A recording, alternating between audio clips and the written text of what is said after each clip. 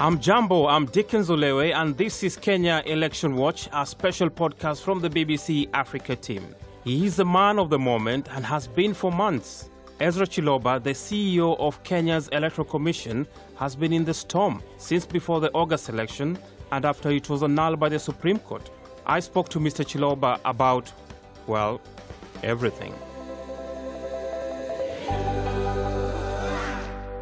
Raila Odinga has informed the Electoral Commission that he will not take part in the election on the 26th of October, but the Commission has told him that he needs to fill and submit a Form 24A. Could you just explain why Mr. Odinga has to fill in this form?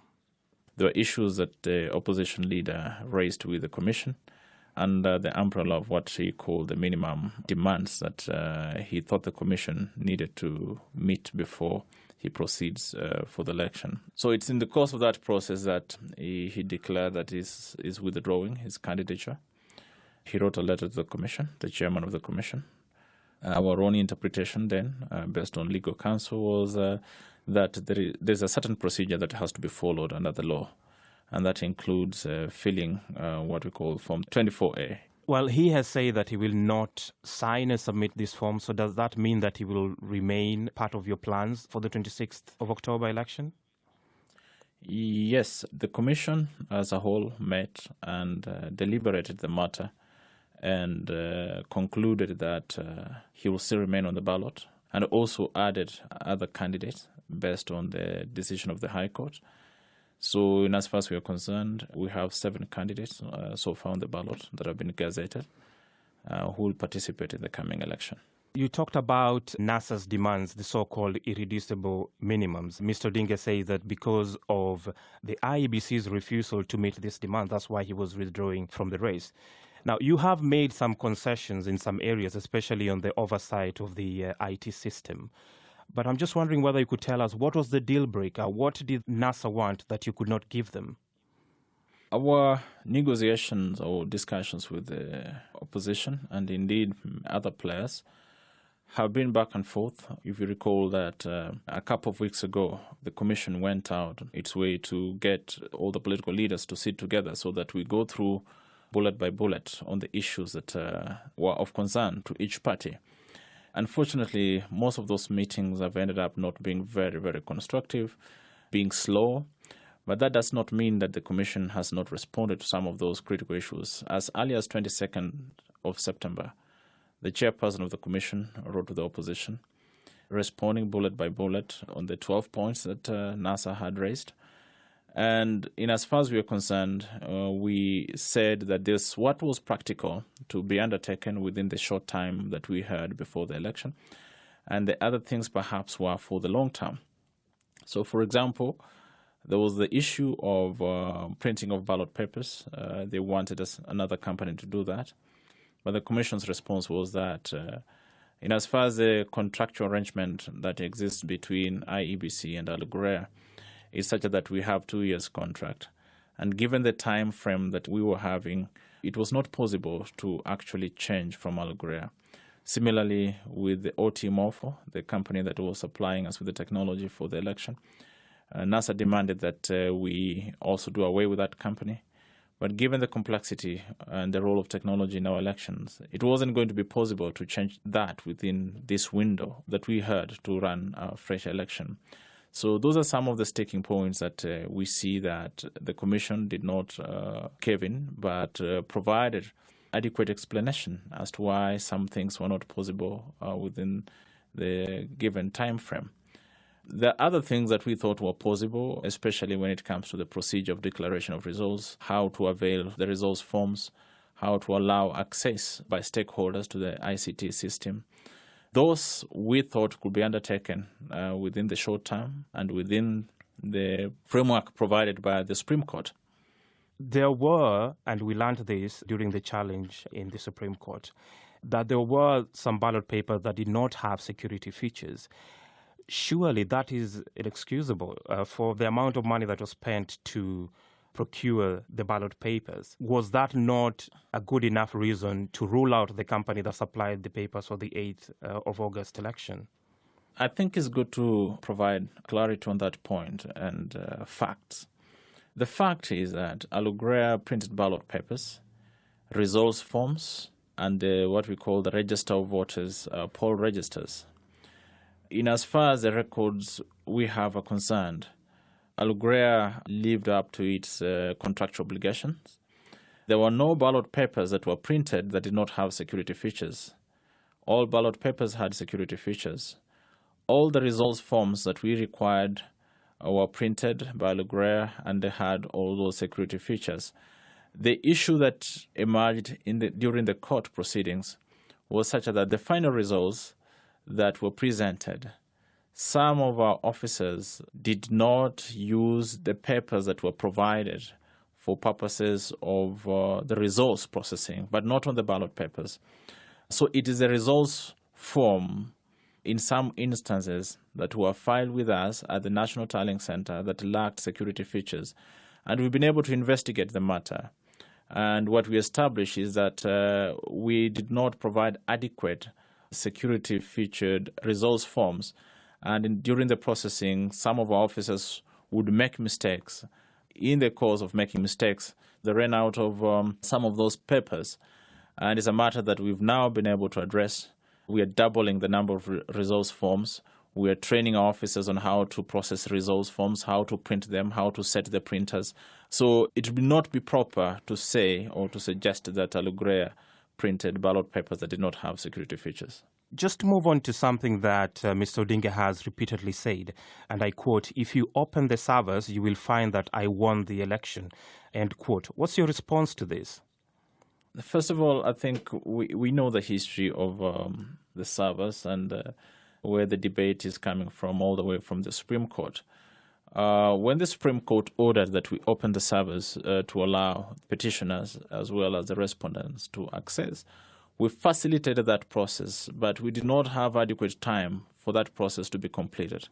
And ever since, we've set the infrastructure in a way that would allow for anyone who has interest in the process to be able to access the servers so that we look at the information. But that said, in as far as the data that we have is concerned, even in those servers, we're very sure and very certain, 100%, that the information is consistent with the results that we declared in the last election. But that said, we want to bring to closure that matter. And the Commission made a decision that we're going to engage the services of independent auditors to look into the logs, analyze the data, and be able to provide public information or report in as far as the information those servers is concerned. It would bring that matter to a closure. When will you make public this audit? The audit, what we've been doing is that we are identifying a reputable firm to do that exercise. So it hasn't started? It hasn't started yet because we're looking for a reputable firm to be able to do that, which is a process altogether. It's a procurement process. But surely it's about what? The election is next week, is it? They're not related. What we've tried to do is to separate the two processes. We prepare for election. But it is critical. Court, I mean, it was one of the main things in this election. Surely heading to the next election, you should have had some sort of audit that shows, that basically confirms what you're saying, that your system was not infiltrated. Actually, we've done that. We've done our own internal assessment of that. We've worked with Saffron Morpho, OT Morpho, the suppliers, who have also undertaken their own independent audit, internal audit. And last week, they shared with us a report, which was an audit undertaken by a U.S. company called Verizon. You know Verizon very well. It's a huge company.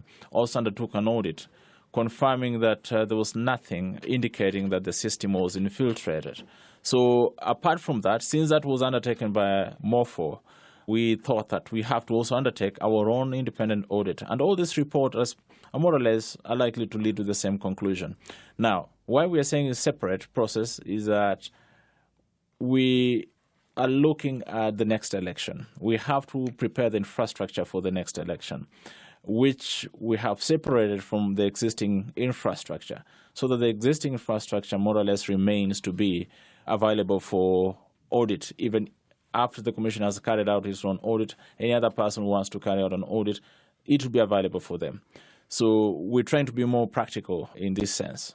Have you shared the findings of this audit with the opposition coalition, NASA? We got our part last week on Thursday from MOFO, but it was a report by MOFO given to the Commission. So, but the audit was conducted by Verizon, you say. So it was conducted by Verizon with a request by MOFO. So, yeah. So you have not shared this with NASA, have you? We haven't shared with them. Okay. We are still looking at it because we have to discuss it internally as well, to look into it in detail. I just want to talk about the memo the chairman, Wafula Chebukati, wrote to you, which was leaked. It asked you to provide answers to several issues that, according to the chairman, went wrong in the August election. And one of them is the creation of an account using the chairman's credentials and accessing the results transmission and making over 9,000 transactions. Could you explain what these activities were and why the chairman was unaware that this was happening? We have severally stated that the memo written by the chairman to the office of the CEO, he did that in his capacity as the chairman. He had issues of concern, issues he wanted some explanation, which explanation we provided. And we sat together as a commission, the entire commission, going through the issues and looking at the responses from the Secretariat, explaining each and every bullet point. Mm-hmm. Now, concerning the issues of the password or an account created in his name, we've also been able to explain that.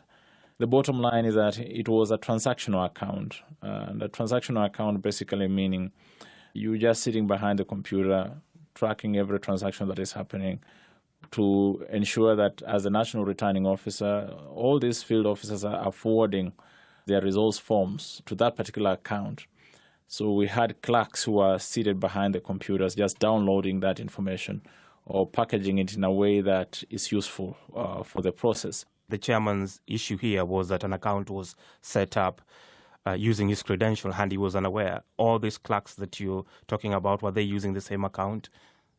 Yes, they were using the same account in the sense that at the national level, we have only one returning officer who is under law is the chairman of the commission.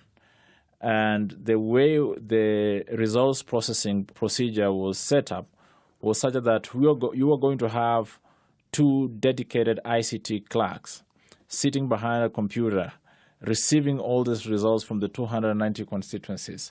So that was their role as part of supporting the national returning officer to be able to process the results. We did not expect that the chairman was going to sit behind a computer to receive all that information. And because we also work in 24 hours, you aren't going to expect the chairman to do that. So under the agreed procedure approved by the commission, those two officers were the ones just managing those transactional accounts. I think the only issue we said, which is a lesson learned, is that perhaps we could have used a different name altogether. Just say maybe Presidential Returning Officer account or something like that at the national level. It's just the naming that gave it the impression that certain things needed to have been done. But all in all, what was done in good faith, and the officers who manned the process were doing it in good faith for the sake of the country.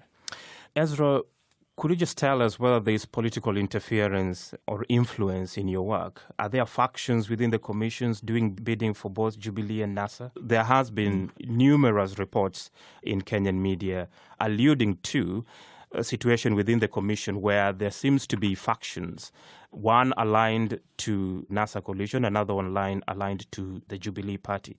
And this, in essence, is interfering with your work. I just wondered whether you could actually come out and clear that out. Is there interference? Yeah, I think what I'm going to say is that the commission is at the center of interest by the different players.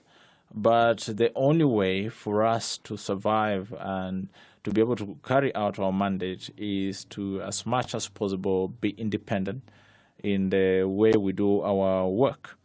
And in the course of carrying out our work, of course, there's always political pressure. People want to portray the commission in one way or another. But it's not our interest at all to be compromised or to appear to be supporting any one wing of the political divide. So it's in the process of us asserting our independence that you always see that, we are being framed or being placed in certain categories using other criteria as opposed to whether or not we are sticking by the book. I want to talk about the repeat election, but just before we move on there, in the context of your answer about what's happening within the commission, there was an election on the 8th of August. You have said that you're very proud of the job you guys did. You told one of the Kenya TV stations that IEBC became a victim of its own success. You ran an election in August. Obviously, that was annulled. In fact, the Supreme Court was really indicting, saying that there were irregularities and illegalities that were committed. Isn't it the right thing for you, Mr. Chiloba, to take responsibility and just step aside? What I should say is that the fact remains that the election that was conducted in August was different, was better managed in many respects. You cannot compare that with the previous elections. And that's why when we say we were victims of our own success, we mean it because we know the areas that we scored and scored very well. And if you look at the observer reports, they all lead almost the same conclusion. The challenges that were experienced were around the processes with regards to results transmission or results management. But every other process, I think 100% people were certain that we ran a very good election. Now, given that context, the question that arose at the Supreme Court was what type of illegalities were these that were committed. And if you read the Supreme Court judgment in detail with understanding, you realize that the issue was the transmission of results. The fact that we did not achieve 100% transmission from the polling station to the National Tallying Center, that is what is framed as the illegalities, because the law says results for the presidential to be transmitted from the polling station to the National Tallying Center and the Constituency Tallying Center. The inability to transmit results from the polling station to these particular tallying centers is not fully, in terms of infrastructure, fully the responsibility of the Commission.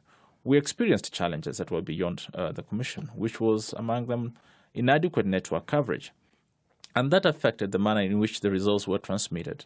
So where we were unable to transmit results from the polling station to the National Tallying Center, we invoked what we considered a complementary mechanism, which was to get all the forms to the Constituency Tallying Center, physical forms, which were used by the constituency returning officers to process the results. But according to the Supreme Court, that was not the right thing to do. And we had not, as a Commission, properly communicated that complementary mechanism. And that is what, according to our own interpretation, amounted to an illegality. And that does not mean that, therefore, there's a criminal offense. When it came to irregularities, there are things to do with the forms, that our forms were not standardized eventually, despite the fact that, as I said earlier on, that we got printed forms from Olewe, all of them standardized. But it is at the time of utilization of those forms, some of our officers experienced challenges, leading to that lack of uniformity of the results forms. So in particular, when you talk about illegalities and irregularities, we must understand what those are and then see who takes responsibility in that regard. And we've said before that the responsibility goes beyond the CEO of the Commission. We have the Commission itself as commissioners. We have the CEO who is the head of the Secretariat. We have permanent staff who are 900 in number. And then we have 360 staff that we employ on a temporary basis. All of them have a responsibility to play. So the question now is how do we improve Is on that this not just going passing forward? the responsibility around rather than you being in charge of the process and running the election, taking And the what did the Supreme Court say when it came to finding who was culpable? The Supreme Court was also very clear. Does it have to be the court that tells the Commission that actually you got it wrong here and therefore, maybe you should consider resigning? Is that something that you, as a person who has overseen this process, which has been annulled, and now we are going to another round, and it seems like there looks like there's going to be a lot of problems in terms of the political problem in terms of one competitor stepping aside, because they're saying that the Commission has refused to make changes that resulted in the election being annulled in the first place? Well, we've been there before as a country. I've always said that this issue goes beyond individuals. And given that the court had ordered that we must conduct another election within 60 days, it's only the Commission that is going to conduct that particular election within 60 days. And if we put the issues into perspective, and which the court correctly observed, that if there were any challenges, then those challenges were systemic issues. And systemic issues are not necessarily individuals sitting together seeking to manipulate the electoral process, but rather things that could be beyond us, which we must reflect upon. And the court actually said the Commission needs to go back to reflect on these processes. So you have to look at it from a broader context that is more informative as opposed to being reactionary. And we still believe that we have a responsibility to the people of this country. I want us to cover the repeat election before we finish. I just wanted to get your comment on Parliament has just passed the amendments to the electoral laws. Now, if President Kenyatta assents to this bill, how will this affect the coming election? Operationally, we've looked at the bill. From an operational point of view, we don't see anything much changing other than bringing in certainty when it comes to the issues of results management. Results that have been processed have been received through or supported by technology, and the results that are being delivered physically. So I think those areas where we seem to have clarity is basically the place of manual records or paper records versus the place of technology in the election. But even then, if we proceed with the manner in which we had already started, we don't see any much impact, especially on the negative side. It does not affect us much. So you put out a statement on Friday saying that the result transmission kits for this election on the 26th will not be formatted to include the details of the other 5 presidential candidates because of time restriction. Could you explain how this will work, and will this meet the legal requirements as far as transmitting of results? Yeah, it's good to clarify that point. One is that the law requires of us to transmit presidential results from the polling station to the National Tallying Center and the Constituency Tallying Center. And those results are captured in what they call the prescribed form. So if results have to be sent in a prescribed form, it is what we were doing in the last election, whereby we take the image of that particular form that is manually filled with the correct results. So that is a form that we transmit to the Constituency Tallying Center and the National Tallying Center, and then they're used for verification and collection of the final results. The difference now is that the system had already been configured to cater for only 2 candidates, and we had already finalized that process by 11th of this month. All the 45,000 kits had been configured and packaged, ready for distribution to the field, because you need adequate time to be able to distribute those kits to the field. And when we looked at the time that we had to be able to reconfigure those kits, it was going to take us all the way slightly past the 26th, because it's not just reformatting the kits, but it's also testing and ensuring that all the security measures have been undertaken and confirmed or guaranteed. So in this case, we found ourselves in a situation whereby you needed to change the system, and yet you did not have adequate time. So what we decided to do was to say that the forms for the election will contain all the names as gazetted, and we'll take the image of those forms or the results forms, which we are going to scan. What is not going to happen is that our officers are not going to allocate votes using the text format to the candidates. Where we have the 2 candidates, we just put 0-0, because after all, the law only knows the results on the prescribed form, not on the text, not the text that is transmitted. The text that is transmitted is what we call provisional results. And in law, we don't have anything called provisional results. So we could as well ignore that and concentrate on the results transmitted on the form.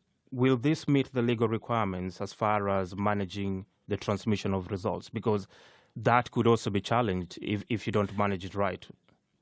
Yeah, from the legal point of view, we believe that it will meet the legal requirements. Remember that the Supreme Court nullified the election on the basis that we had not transmitted the 11,000 forms or the 10,000 forms, and yet we had the text results, which were provisional results, which we got 100% transmission. But those did not matter to the Supreme Court. What mattered was the forms having been transmitted.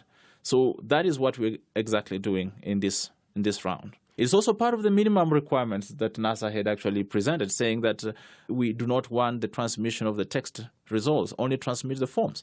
And I think they should be happy that that has been handled. Okay, and this is pretty much my last question. Any regrets taking up this job? Not at all. It is an opportunity that not many people will ever have. I think it's been a learning experience, and we've done our part. It's regrettable that an election we believe that was properly conducted was nullified.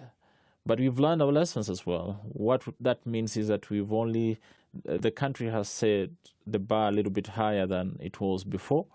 And if we're able to meet that level or that standard, then things can only be better. My own worry is that, and I said this before, in my job, being a professional, you can run a flawless electoral process, but politically lose out, in the sense that your stakeholders will not be with you, despite the fact that you will have done a good job. And that's the challenge that we have. It's more political as opposed to operational, which goes beyond my paycheck.